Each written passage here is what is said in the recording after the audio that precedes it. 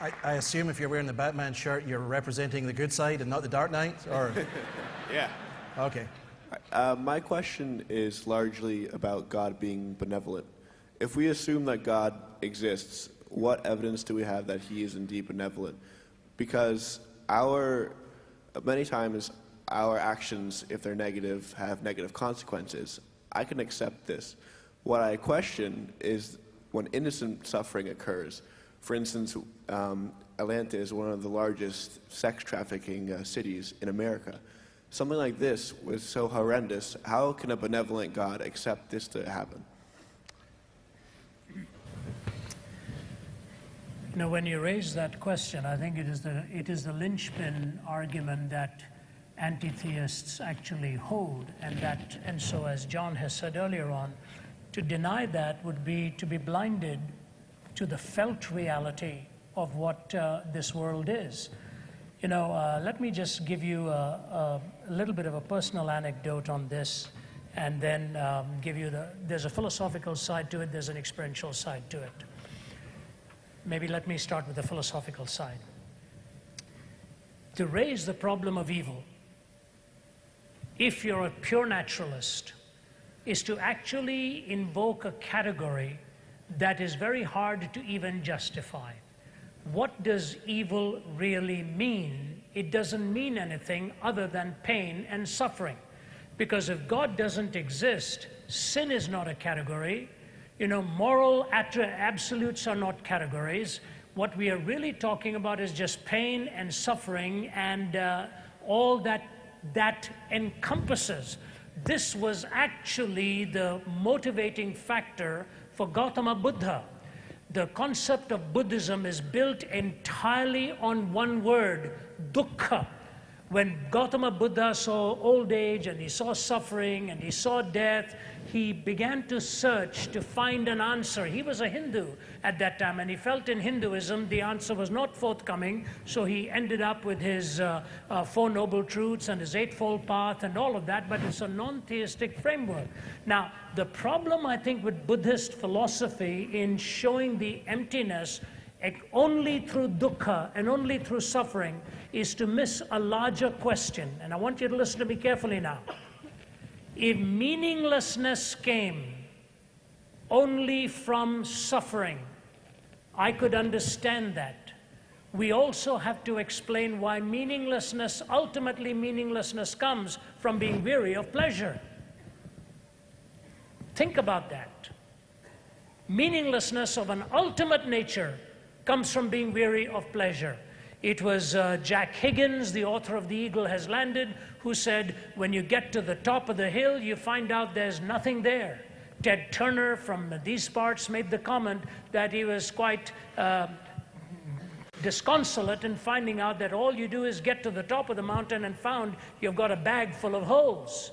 Boris Becker, after he won his third Wimbledon, was still basically struggling with the ideas of suicide.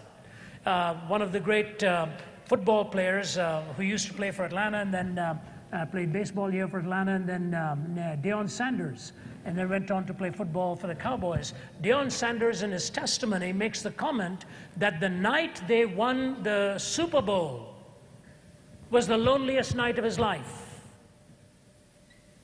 He lay in bed saying to himself, this is what it was all about. He just got on the phone, ordered himself a Lamborghini or something like that, and he got everything he ever wanted. When he found out it wasn't there, one of the greatest hockey players Canada has ever produced, whom I know now, is a fellow by the name of Paul Henderson. Brilliant left winger, up and down that ice, and he scored the winning goal in that 7-game series against Russia. And he said, when he became a national hero, that's when he realized how empty he really was on the inside. So your question has got two parts to it. Meaninglessness does come from suffering, but we often forget meaninglessness also comes from the extraordinary fulfillment of pleasure, which leaves you empty. So here's my answer to you. When you say there's such a thing as evil, you must assume there's such a thing as good. When you assume there's such a thing as good, you must assume there's such a thing as a moral law on the basis of which to differentiate between good and evil.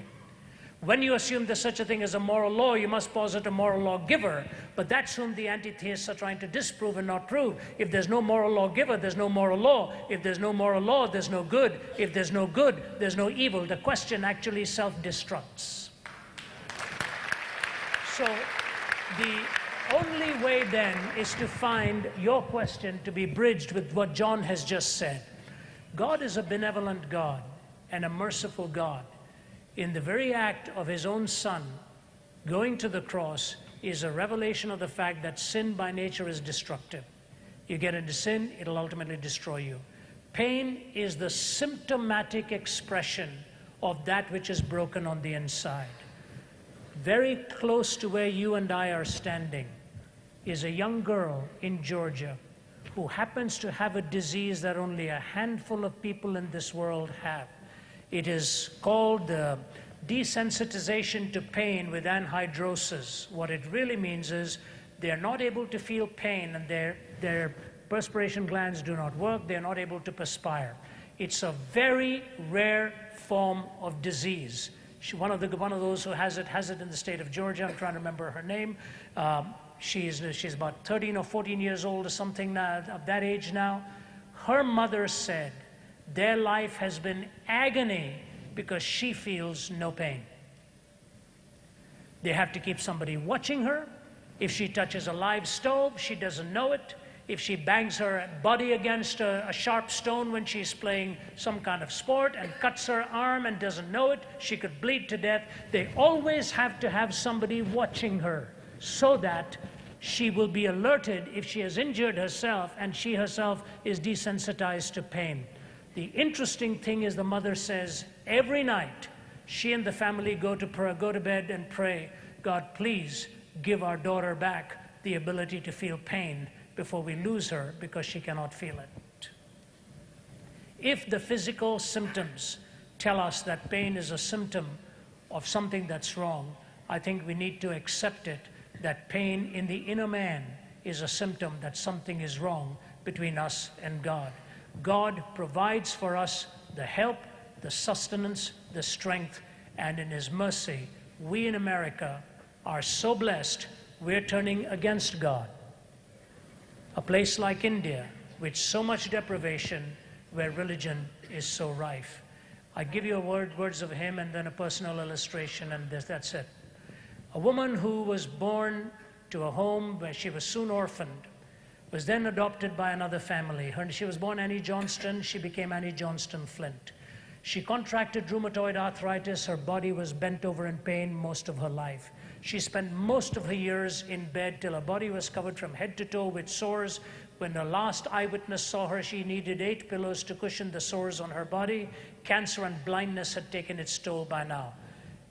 Orphaned, rheumatoid arthritic, cancerous, blind, head to toe with sores. She wrote this: He giveth more grace when the burdens grow greater. He sendeth more strength when the labors increase. To added affliction he addeth his mercy. To multiplied trials his multiplied peace. When we have exhausted our store of endurance, when our strength has failed ere the days half done, when we reach the end of our hoarded resources, our Father's full giving has only begun. His love has no limit, his grace has no measure, his power has no boundaries known unto men. For out of his infinite riches in Jesus, he giveth and giveth and giveth again. That's the benevolence. One anecdote for practical reasons. About 3 weeks ago, I was in Delhi. Delhi is my home city. I was walking through downtown, a place called Connaught Place, opposite a cinema called Regal Cinema. And I just bought something, my hands were full, and as I came out, I saw a man. For those of you who've seen the movie Slumdog Millionaire, you'll see these sights are not that uncommon in some places. And he lay on a contraption that somebody had made for him with 4 wheels. His right leg was gone, his left leg was in a cast from his hip down to his toes. He had 2 pads that he held onto his hands that were worn out from pushing himself. He looked so emaciated and so pitiful. And as I was walking past him, I looked at him and my heart just sank, and I walked by. And I thought to myself, how can I do that? How can I do that? The problem in a setting like that is you do it for one, and before you know it, there's 20, 30 surrounding you, and you can't even get out of there. And I walked back and I just got on my haunches and looked down at him. I put my hand in my pocket. I took out a bill, which is a lot of money for him, but small for us. It was a 100 rupee note, which is about $2. I scrunched that 100 rupee note in my hand, looked at him and looked into his eyes, and opened his palm and put it into his hand so that nobody else would see it. He craned over like that and he saw it was 100 rupees. He was desperately trying to grab me, and he said, "Khuda aapko bhala kare, Sahib ji," which literally means, "Revered sir, may God richly bless you." He had so little. He recognized that gift as a gift from God. Those of us who are believers are God's hands in benevolence to lighten the burden and the pains of this world. And if we don't do that, we are not being godly in our lives.